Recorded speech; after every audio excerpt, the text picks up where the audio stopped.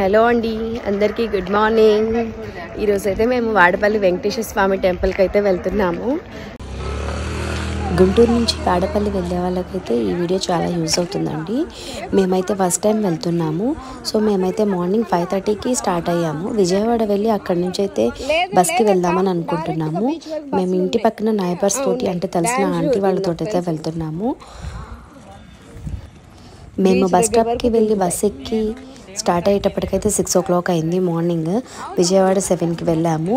7:50కి మళ్ళీ విజయవాడ నుంచి ఏలూరు బస్ అయితే ఎక్కామండి. మేమైతే ఫ్రీ బస్సే ఎక్కాము. కానీ డైరెక్ట్గా రావులపాలెంకి అయితే బస్సు ఉండదు. మనం వాడపల్లి వెళ్ళాలంటే రావులపాలెం వెళ్ళాలి.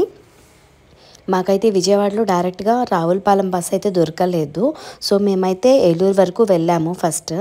అక్కడి నుంచి రావులపాలెం బస్సులు ఉంటాయంట. సో మేమైతే అలా వెళ్ళాము.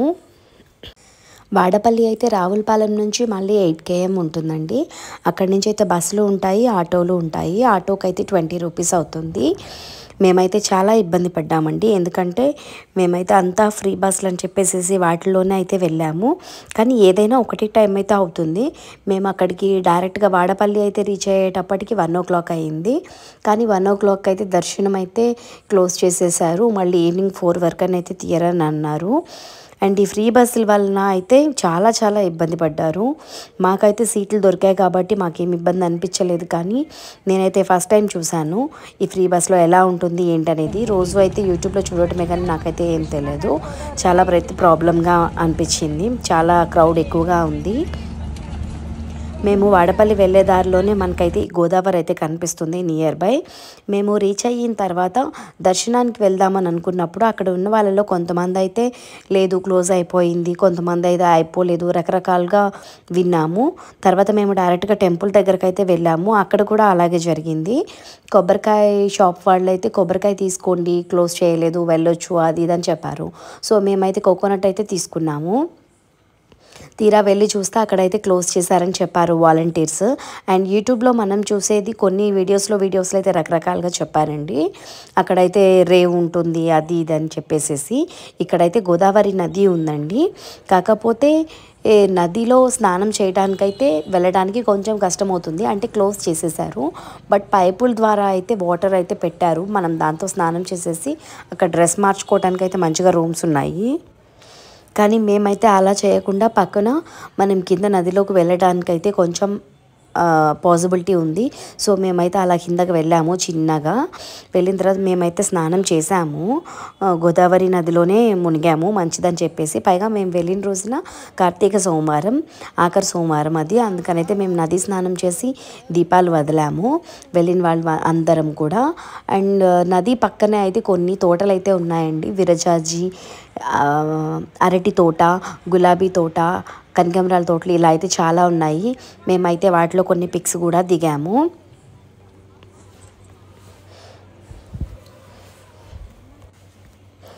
అండ్ ఇక్కడ ప్లాంట్స్, షాపింగ్, ప్రసాదాలు, పూతరేకులు.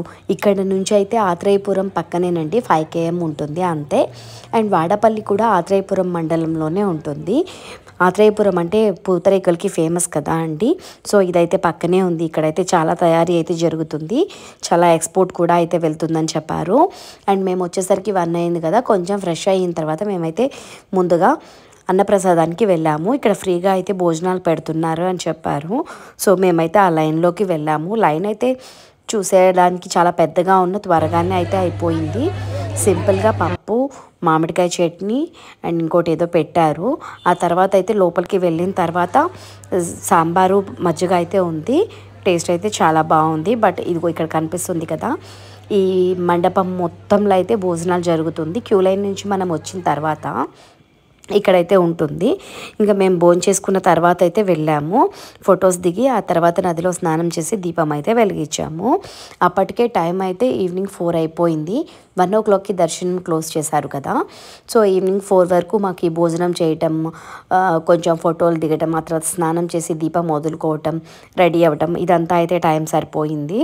చాలా బాగా అనిపించింది. చాలా ప్రశాంతంగా ఉందండి. మేమైతే వెళ్ళేటప్పుడే అందరం ఒక్కొక్కటి అయితే డ్రెస్ తీసుకెళ్ళాము. చేసేదానికి వీలుంటే స్నానం చేద్దాము, లేదంటే లేదు అని అన్నట్లుగా. సో మేమైతే స్నానం చేసి అయితే డ్రెస్ చేంజ్ చేసుకొని దర్శనానికి వెళ్ళాము. మాకు ఇంత లాంగ్ అయితే ఉంటుందని తెలియదండి, అందుకోసం మేమైతే బస్కి వచ్చాము. బట్ మొదటిసారి చూస్తున్న వాళ్ళు ఎవరైనా వెళ్ళాలి అనుకున్న వాళ్ళైతే మాత్రం ట్రైన్కే వెళ్ళండి.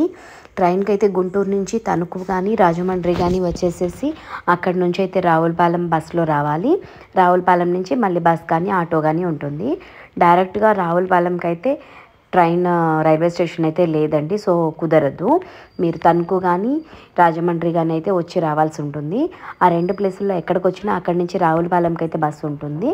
రావులపాలెం నుంచి అయితే మోస్ట్లీ ఒక 15 to 20 minutesలో మనమైతే వాడపల్లి రీచ్ అవుతాము. అంతేకాకుండా 7 శనివారాల వెంకన్న దేవుడిగా ప్రసిద్ధి చెందిన స్వామి వాడపల్లి ఏడుకొండలవాడు. కోనసీమ తిరుపతిగా ఖ్యాతి పొందిన వాడపల్లి తిరుపతి తర్వాత వెంకటేశ్వర స్వామి క్షేత్రాలలో ముఖ్యమైన ఆలయంగా భక్తుల నమ్మకం పొందింది.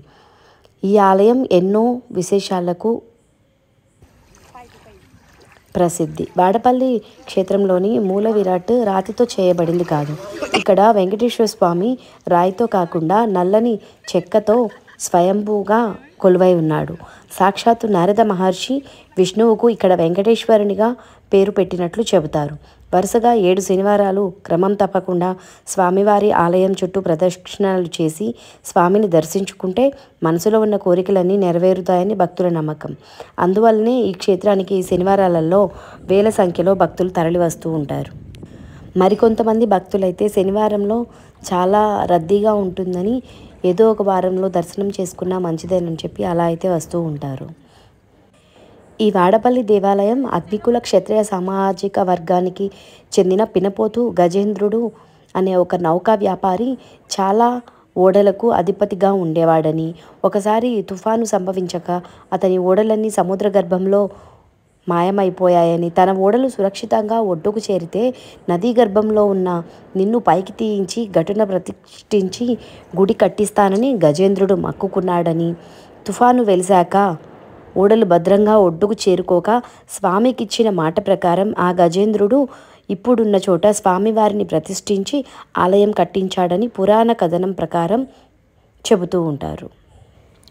మేము వెళ్ళిన రోజైతే మేము కార్తీక సోమవారం కదా, ఒత్తులను వెలిగించుకొని ఏదైనా తినాలైతే అనుకున్నాము. సో అందువల్ల మాకు ఇంత టైం పడుతుందని తెలియక మేమైతే టిఫిన్ కూడా చేయకుండా వెళ్ళామండి. మార్నింగ్ నుంచి మేము 1 o'clock వరకు ఏమీ తినలేదు.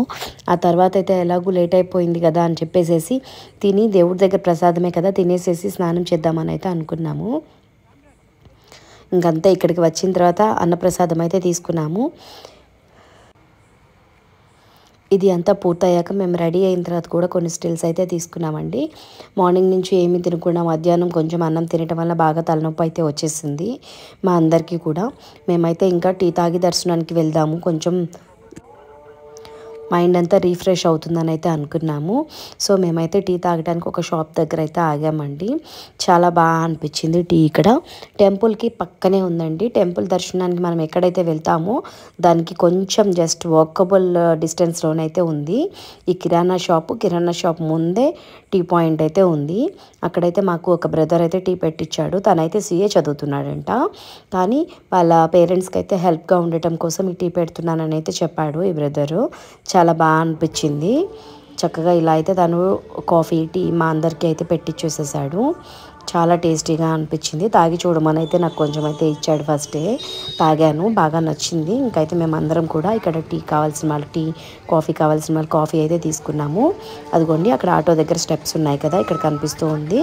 అక్కడే మనము టెంపుల్ దర్శనానికి వెళ్ళడానికి అయితే దారి. ఇక్కడ మొత్తం షాపింగ్ అయితే చాలా ఉందండి. అండ్ పైన కూడా మొత్తం మనకి షామియానా లాగా అయితే ఇక్కడ కట్టి ఉంది, చూస్తున్నారు కదా. చాలా బాగా అనిపించింది. ఇక్కడ అయితే చాలా ప్రశాంతంగా ఉందండి. అండ్ ఎప్పటి నుంచో అనుకుంటున్న ఈ దర్శనం ఈరోజు చేసుకుంటున్నందుకైతే మేమైతే చాలా ఎక్సైట్మెంట్గా ఫీల్ అయ్యాము. చాలా చాలా సంతోషంగా అనిపించింది.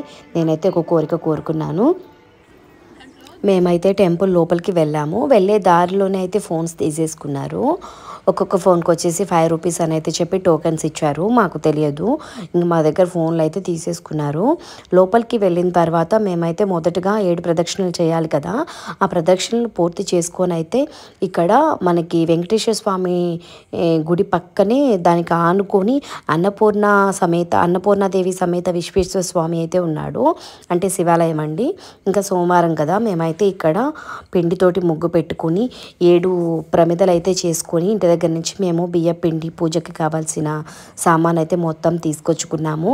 ఇంకా మా దగ్గర ఫోన్ అయితే లేదు కదా, మనం లోపలికి వచ్చి దర్శనం చేసుకున్న తర్వాత అయితే బ్యాక్ సైడ్ నుంచి వెళ్ళి అక్కడ ఫోన్లు ఇచ్చే కౌంటర్ అయితే ఉంటుంది.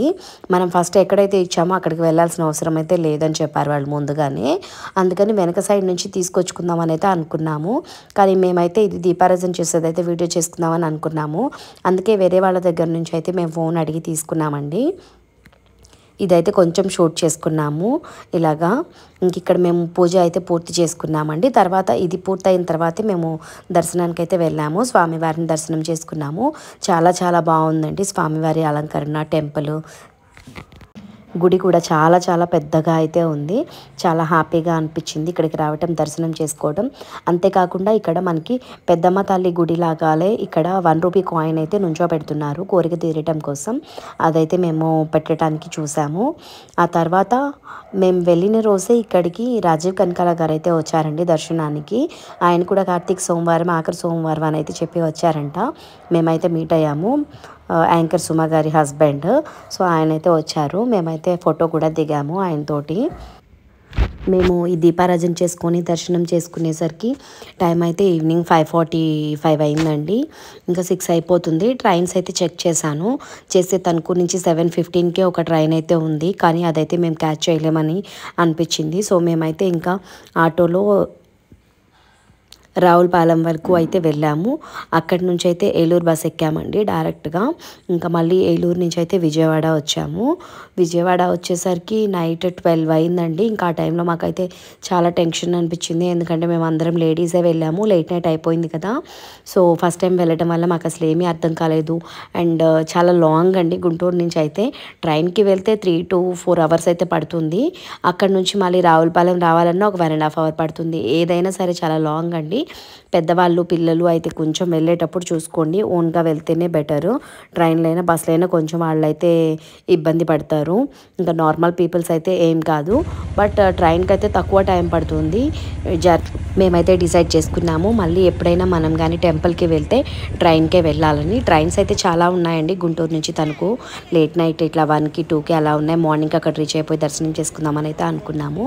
మేమైతే విజయవాడ రీచ్ అయిపోయినాక ఇక్కడైతే షిరిడి క్యాంటీన్ అని బస్ స్టాప్లోనే టిఫిన్స్ చేసామండి. ఇంటికి వెళ్ళిన తర్వాత అయితే ఏమీ ఉండదు కదా అనేసి. అండ్ మేము మధ్యాహ్నం ఎప్పుడో కొంచెం తిన్నాము, ఇంకా అందుకని చాలా ఆకలేసింది, నీరసం వచ్చేసింది అందరికీ. ఇంక ఇక్కడే టిఫిన్ చేసేసాము విజయవాడలో.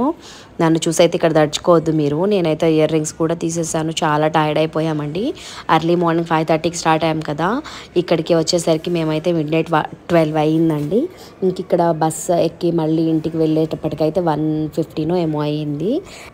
వీడియో నచ్చిందా అయితే లైక్ చేసి సబ్స్క్రైబ్ చేసుకోండి. Thank you.